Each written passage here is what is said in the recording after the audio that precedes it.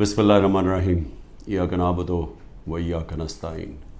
मेरे पाकिस्तानियों, आज IMF के डेलीगेशन से मैंने मीटिंग की और मेरी टीम ने, और इस मीटिंग का मकसद जिस तरह सबको अंदाज़ा होगा, वो मीटिंग का मकसद ये था कि IMF एक 9 महीने के लिए एक प्रोग्राम लेके आ रहा है जिसको स्टैंड बाय एग्रीमेंट कहते हैं।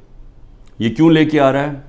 क्योंकि अगर ये IMF का अब कर्ज़ा जो $3 अरब का इनको नहीं मिलता, तो ये याद रखें कि पाकिस्तान, जो मैं आज से साल पहले कह रहा था, बल्कि 13 महीने पहले मैंने जब कहा, तो मेरे ऊपर इन्होंने कहा गद्दारी का केस करना चाहिए।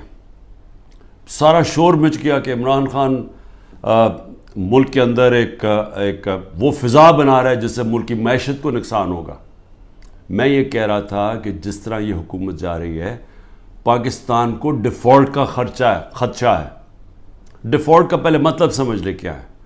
डिफ़ॉल्ट का मतलब ये है कि अगर इनकी अभी पिछले महीने 38% महंगाई थी, पाकिस्तान की तारीख की सबसे ज़्यादा है, तो अगर पाकिस्तान डिफ़ॉल्ट कर जाता है, यानी अपने कर्ज़े वापस नहीं कर सकता, तो ये इससे दुगनी हो जाएगी, ये 60% पे पहुंच जाएगी।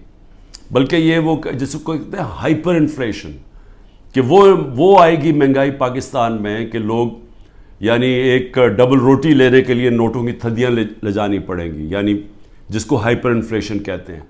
उससे कमज़ोर तो बिल्कुल ही पिस जाता है ना। तनख्वाहदार तबका जो आज बड़े बुरे हालात में है, इससे बहुत दुगने बुरे हालात होते हैं अगर डिफ़ॉल्ट करता है। और सिर्फ फ़ायदा किनको होता है? जिन्होंने डॉलर में पैसा रखा हुआ है, जो मुल्क से बाहर हैं। ये जो लोग ऊपर आज हुकूमत कर रहे हैं, जिनके सारे पैसे बाहर पड़े हुए हैं, अरबों डॉलर बाहर पड़ा है, इनको तो कोई फ़र्क नहीं पड़ेगा, लेकिन पाकिस्तान के अंदर लोग पिस जाएंगे। तो लिहाजा हमने फिर IMF को हमने कहा कि ठीक है, हम इसको, आपकी ये जो स्टैंड बाय एग्रीमेंट है, ये तब तक एंडोर्स करते हैं जब तक इलेक्शन हो के एक नई गवर्नमेंट नहीं आती। जो नई गवर्नमेंट आएगी, ज़ाहिर है वो अपना फिर से अपने प्रोग्राम के तहत IMF से बातचीत करेगी।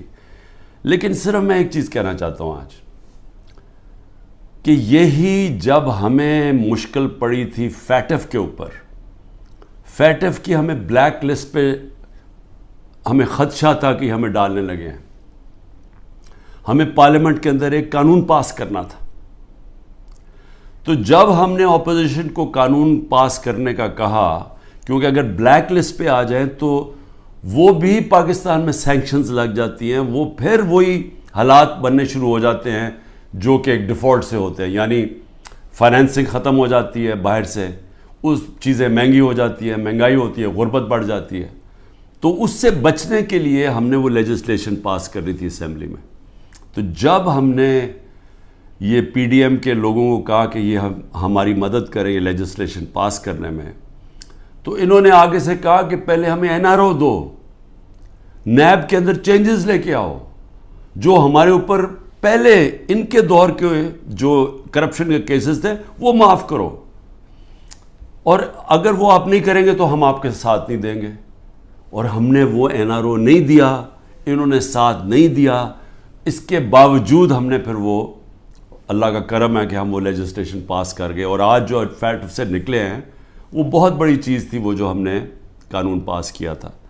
तो मैं सिर्फ ये कहना चाहता हूँ कि आपको सिर्फ फ़र्क पता चल जाना चाहिए कि ये वो लोग थे जो अपनी करप्शन के लिए हमें ब्लैकमेल कर रहे थे, करप्शन बचाने के लिए। आज ये हालात हैं जब हम इनकी मदद कर रहे हैं, क्योंकि हम IMF को क्यों चाहिए कि हमारी मदद क्यों चाहिए? उन्हें पता है कि आगे केयरटेकर गवर्नमेंट आ रही है, इलेक्शन जब आएंगे केयरटेकर गवर्नमेंट ये नहीं कर सकती, तो उनको चाहिए कि सारी पार्टीज़ का कंसेंसस चाहिए। हम सिर्फ मदद पाकिस्तान के लिए कर रहे हैं, जबकि 10,000 हमारे कारकुन जेलों में हैं। आज जो हमारी इकोनॉमिक टीम थी वो सारी अंडरग्राउंड है। उनको इकट्ठा किया, जूम के ऊपर लिया। मेरे ऊपर 180 केसेस बन चुके हैं। सारी सीनियर लीडरशिप की या अंदर है केसेस हैं, और जो बाहर निकलती हैं तो उनको कहते हैं कि जी पहले का पार्टी छोड़ोगे, नहीं तो हम आपको अंदर रखेंगे। जो हमारे लीडरशिप जेल में है उनके ऊपर इंतहा किस्म का پریشر ڈالا جا رہا ہے.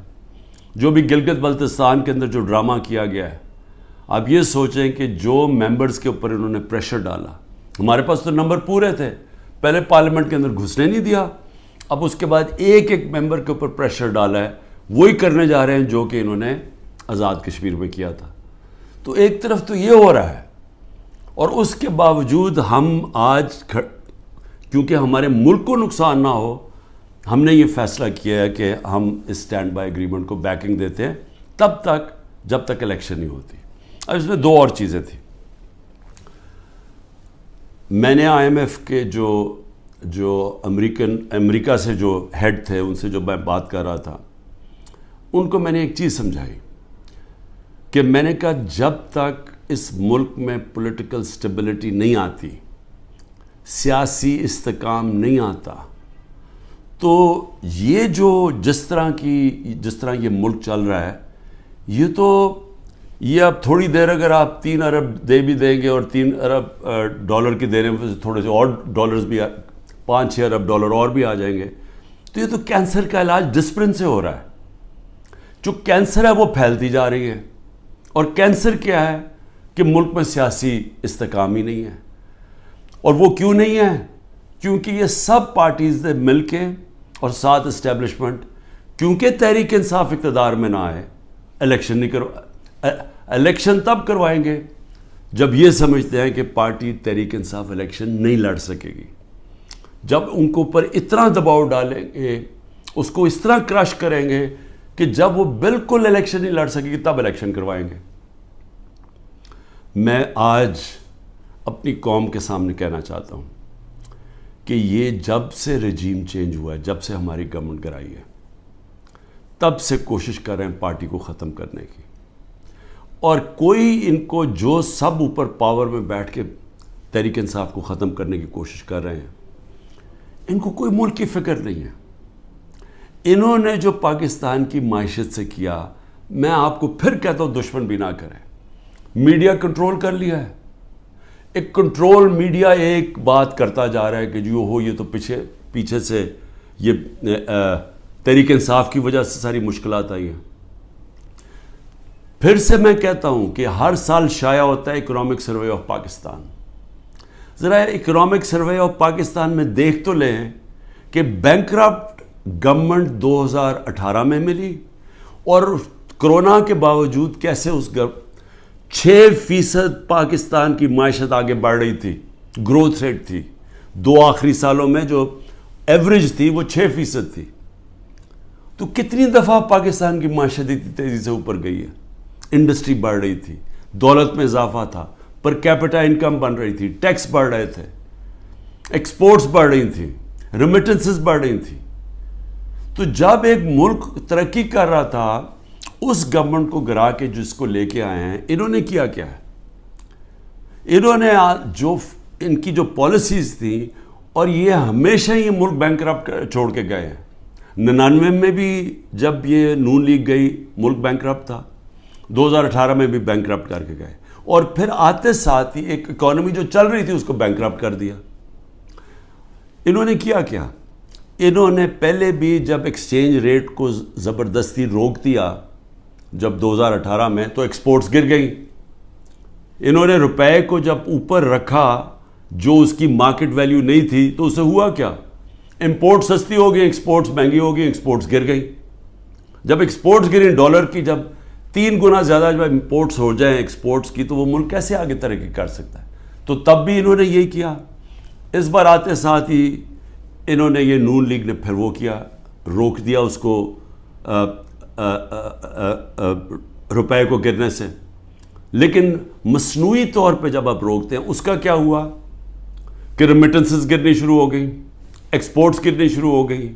پھر را مٹیریلز جو امپورٹ کرتے ہیں ہم انڈسٹری کے لیے, اس کو بند کر دیا. انڈسٹری نیچے جانی شروع ہو گئی, ٹیکس کلیکشن نیچے جانی شروع ہو گئی. 3 ارب ڈالر کا ہمیں مل رہا ہے اس وقت آئی ایم ایف سے اسٹینڈ بائی ایگریمنٹ پہ جو پیسہ آئے گا. 7 ارب ڈالر صرف 1 سال میں پاکستان کو نقصان ہوا ہے ایکسپورٹس کی کمی میں اور ریمیٹنسز کی کمی میں. ریمیٹنسز کی کمی میں کیوں ہوا؟ کیونکہ اتنا فرق پڑ گیا مارکیٹ میں، روپیہ کی قدر کدھر چلی گئی اور آفیشل کدھر تھی کہ لوگوں نے بینکوں کے تھرو پیسہ نہیں بھیجا، دوسری طرح پیسہ بھیجنا شروع کیا، ہمارا ریمیٹنسز کم ہو گئی اور ایکسپورٹس کم ہونی تھی. جب انڈسٹری کے اوپر انہوں نے را مٹیریل بند کر دیا، ایکسپورٹس کم ہو گئی. تو $7 ارب کا ایک سال میں کمی آئی ان کے دور میں، جبکہ $3 ارب کا ہم اب قرضہ لے رہے ہیں.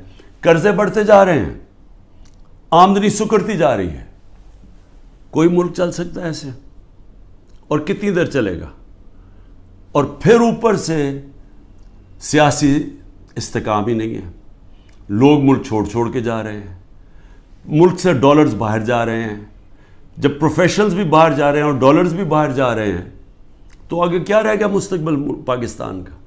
اس لیے ہم نے IMF کو بھی سمجھایا، میں نے اس کو سمجھایا. میں نے کہا دیکھو، جب تک فری اینڈ فیئر الیکشنز نہیں ہوں گے یہ ملک اب یہاں سیاسی استحکام نہیں آئے گا اور اکانومی ٹھیک نہیں ہونے لگی. لیکن بدقسمتی کیا ہے کہ حکومت دوسری، یہ جو پالیسیز ہیں جو پاور میں بیٹھے ہیں وہ دوسری طرف جا رہے ہیں. بجائے صاف اور شفاف الیکشن کروا کے ایک سیاسی استحکام آئے، ایک ایسی حکومت آئے جو پبلک کی ووٹ سے آئے، پبلک کے مینڈیٹ سے آئے، 5 سال کے لیے آئے، وہ پھر مشکل فیصلے کرے. مشکل فیصلے کا مطلب اصلاحات کرے. اصلاحات تب ہوتی ہیں ملک میں جب پبلک ایک گورنمنٹ کے ساتھ کھڑی ہو، اعتماد رکھیں گورنمنٹ میں، تب مشکل فیصلے ہوتے ہیں. جب وہ گورنمنٹ ان کو کہے کہ یہ ہم اس ملک میں سرجری کر رہے ہیں، یہ ہم اصلاحات کر رہے ہیں، آپ کو شروع میں تکلیف ہوگی لیکن بعد میں آپ کے حالات بہتر ہو جائیں گے. لیکن وہ گورنمنٹ کر سکتی ہے جس کو پبلک اس پہ اعتماد رکھے. اب ان کے اوپر کس نے اعتماد رکھنا ہے؟ کیونکہ جو انہوں نے کہا کہ جی میں 200 سے کم روپیہ کروں گا، آتے ساتھ اس نے کہا ڈالر کم کروں گا، پہلے تو کہا 100 سے کم کروں گا، یہ سارے انہوں نے نعرے مارتے رہے. ہم مہنگائی کم کریں گے، مہنگائی بھی تاریخی، روپیہ بھی تاریخی طور پہ نیچے گرا. اس کے علاوہ جو انہوں نے وعدے کیے سب کے سامنے ہیں کہ کدھر کھڑے ہیں، لوگوں کے آج حالات کیا ہیں. تو اب ان کے اوپر تو اعتماد آنے نہیں لگا. جو کوشش کی جا رہی ہے انجینئرنگ کی، وہ یہ لوگ پھر واپس آ جائیں گے. تحریک انصاف کو کوشش کی جا رہی ہے کہ اس کو ختم کیا جائے. تو اس سے تو سیاسی استحکام نہیں آنے لگا اور اس سے تو آگے کوئی ملک کا مستقبل ہی نظر آ رہا.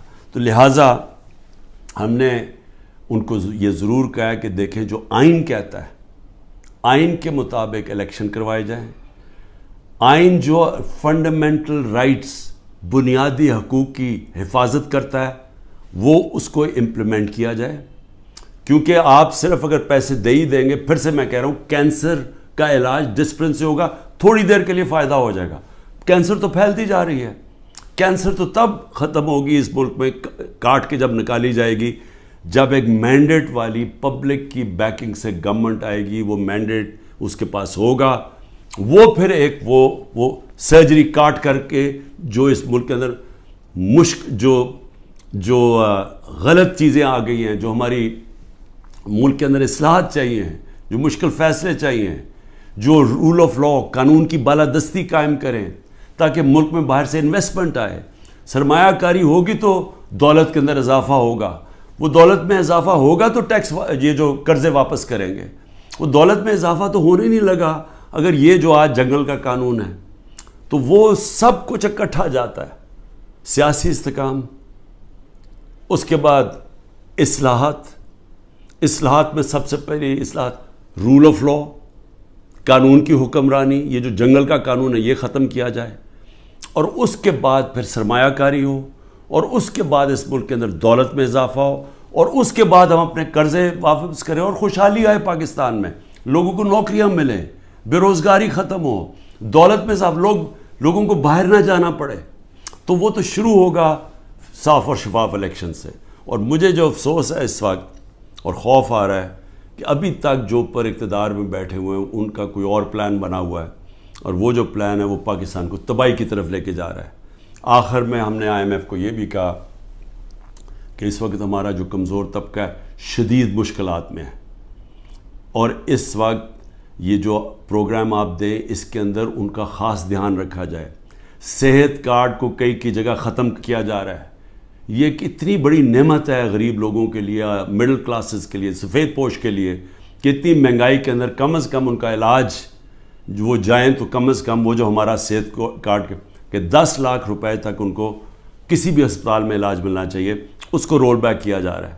اور دوسری چیز ٹارگٹ سبسڈی جو ہم لانے لگے تھے, کہ بجائے آپ سبسڈائز ایسے کریں کہ پٹرول وہ عمران خان بھی اتنی قیمت کا خریدے اور ایک بیچارہ غریب آدمی بھی اتنے خریدے یا رکشہ والا بھی, ایسا نہیں ہونا چاہیے. ٹارگٹ سبسڈی ہونی چاہیے, جو ہمارا پلان بنا ہوا تھا اور ہم پوری تیار کیا ہوا تھا کہ ہر طبقے کے لیے جو نچلا طبقہ ہے اس کی حفاظت کی جائے, اور جو پیسے والے لوگ ہیں وہ اتنا جو پیسے دے سکتے ہیں وہ پوری قیمت دیں. لیکن اگر آپ کم قیمت کریں گے تو سب کے لیے وہ قیمت نہ ہو. نچلے طبقے کو سستی دیں اور جو پیسے دے سکتے ہیں وہ پوری قیمت دیں, جو ساری دنیا میں ہوتا ہے. یہ پلان بھی بڑا ضروری ہے نچلے طبقے کو موجودہ مہنگائی سے ان کی حفاظت کرنے کے لیے. یہ بھی ہم نے اپنی بات کی ہے, ہوتا یا نہیں میں نہیں جانتا. آخر میں صرف اپنے پاکستانیوں کو کہنا چاہتا ہوں کہ دیکھیں, آپ سب کے لیے بڑا ضروری ہے سمجھنا. آپ یاد رکھیں کہ اگر یہ پولیٹیکل انجینئرنگ کے تحت اسی طرح ایک فراڈلنٹ الیکشن سے, جس طرح کہ یہ سندھ میں ابھی الیکشن کرواتے ہیں, اگر اس طرح کے الیکشن سے یہی لوگوں کو واپس لے کے آنا ہے اور ملک کی سب سے بڑی جماعت کو کونے پہ لگانا ہے, ختم کرنے کی جو کوشش کی جا رہی ہے, اس سے سب سے بڑا نقصان پاکستان کی عوام کو ہے. اور 14 مہینے میں جو نقصان ہو چکا ہے, یہ مزید اور زیادہ نقصان ہوگا. یہ برداشت کر سکتی ہے قوم یا نہیں؟ میرے خیال میں یہ نہیں کر سکتی. میرے خیال میں یہاں ایک ایسا حالات ہو جائیں گے جو سب کے ہاتھ سے باہر نکل جائیں گے, جیسے سری لنکا میں حالات ہو گئے تھے. اور عجیب چیز سن رہی ہے کہ سری لنکا کے آج ہمارے سے بہتر حالات ہو گئے ہیں. یہ بھی آپ کو دھچکا لگے گا سن کے. پاکستان پائندہ باد.